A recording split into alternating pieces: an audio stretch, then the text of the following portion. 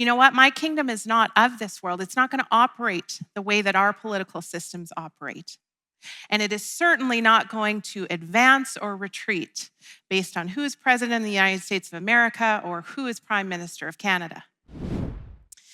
You guys know that I'm from the States, and you're getting to watch our special election season play out down there calmly and peacefully and joyfully. It's neat.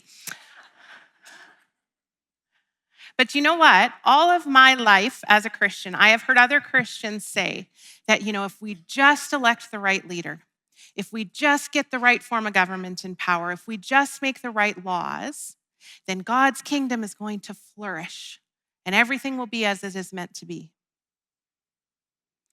And we can look at scripture and we can see that there are times where godly leaders do bring blessings to their people.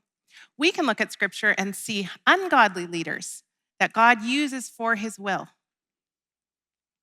But again, we have to go to the whole of scripture, and we have to look at Jesus, who lived out humanity the exact way humanity was meant to be lived out. Keep that in mind.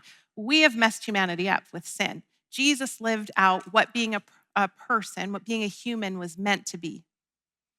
And Jesus lived in a very corrupt political world. He was under oppression from Rome, and yet he does nothing to change it. Jesus calls disciples. When you look at the disciples and the different areas, sects that they belonged to, they had lots of different political opinions. And yet Jesus says, all of you, I want you to come follow me. I'm going to teach you to be like me. The disciples go out, not challenging Rome, they go out sharing the good news of the gospel. And Jesus says, you know what? My kingdom is not of this world. It's not going to operate the way that our political systems operate. And it is certainly not going to advance or retreat based on who is president of the United States of America or who is prime minister of Canada. So my foundation for my life cannot be built on a political party or a person or a platform, because that is a flimsy wall that cannot stand up to the flood of my group not winning the election. Our lives have to be built on the whole story of Scripture, on the example that Jesus gave us of what it means to be human as he lived out his life.